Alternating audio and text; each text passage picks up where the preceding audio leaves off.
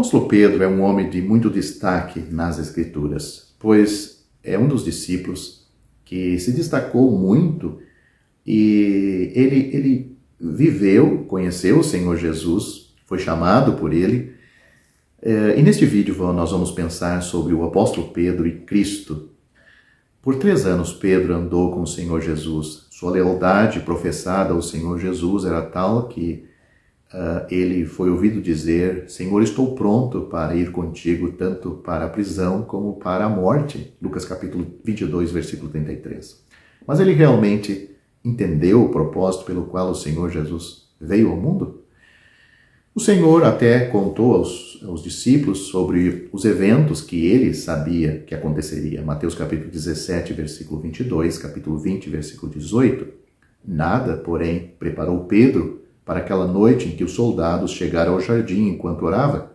Certamente o Senhor escaparia, como em outras ocasiões, mas não. O Senhor se move para encontrá-los, dizendo que ele é aquele que eles estão procurando e que seus discípulos deveriam ser soltos. Ele até impediu Pedro de defendê-lo. Por quê? Esquecendo-se de sua jactância, do seu orgulho, Pedro o abandonou e fugiu. Marcos capítulo 14, versículo 50. E o Senhor ficou sozinho com os seus acusadores. Pedro seguiu o Senhor Jesus e estes que o prenderam até a casa do sumo sacerdote. Sentou-se junto ao fogo do fariseu, enquanto Anás, Caifás, Herodes e finalmente Pilatos questionavam seu amigo Jesus sobre as acusações. Mas Jesus se calou e nada respondeu. Marcos capítulo 14, versículo 61. Pedro aprenderia que o Senhor Jesus foi espancado, cuspido, a barba arrancada de seu rosto. Ele, Jesus, foi açoitado e uma coroa de espinho foi colocada em sua cabeça. Então, quando amanheceu, ele, Jesus, foi levado ao lugar chamado Calvário, onde foi pregado numa cruz. Logo, uma escuridão antinatural encobriu aquela cena, de onde vieram os gemidos e gritos do sofredor: meu Deus, por que me desamparaste? Talvez de longe o próprio Pedro tenha observado e ouvido essas coisas. No entanto, provavelmente só depois da ressurreição do Senhor Jesus, ele percebeu o que havia acontecido na cruz e seu coração se encheu da maior maravilha de todos. Ele sabia agora que o propósito da vinda de Cristo ao mundo era para tirar o pecado e que ele, Jesus, era o único que poderia levar nossos pecados. Pedro logo pregaria que Jesus foi entregue pelo determinado conselho e presciência de Deus. Atos capítulo 2, versículo 23. E Deus assim cumpriu o que já dantes pela boca de todos os seus profetas havia anunciado que o Cristo havia de padecer. Atos capítulo 3, versículo 18, e que em nenhum outro há salvação. Atos capítulo 4, versículo 12. É interessante a compreensão de Pedro, depois da vinda do Espírito Santo em Atos capítulo 2, para habitar dentro dele, e a sua compreensão antes deste dia e antes da morte do Senhor Jesus. Ao longo dos anos, a admiração de Pedro só aumentou quando ele pensou na pessoa de Cristo e seu sacrifício pelo pecado. Embora ele tenha abandonado o seu Senhor antes, Pedro agora exorta a todos nós a seguirmos os passos de quem não cometeu o pecado, nem se achou dolo ou engano em sua boca.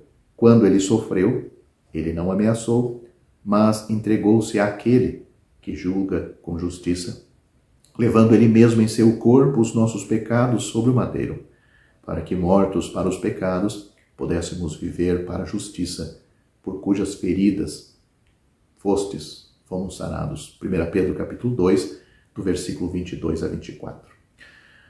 Aos crentes de sua época, Pedro escreveu: sabendo que não foi com coisas corruptíveis, como o prata ou o ouro, que fostes resgatados da vossa vã maneira de viver, que por tradição recebestes dos vossos pais, mas com o precioso sangue de Cristo, como de um cordeiro imaculado e incontaminado, o qual, na verdade, em outro tempo foi conhecido, ainda antes da fundação do mundo, mas manifestado nestes últimos tempos por amor de vós, e por ele credes em Deus, que o ressuscitou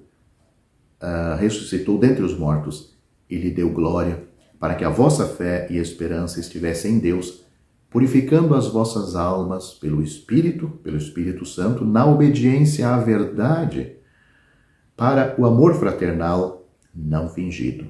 Amai-vos ardentemente uns aos outros, com um coração puro, sendo de novo gerados, não de semente corruptível, mas da incorruptível, pela palavra de Deus, viva e que permanece para sempre.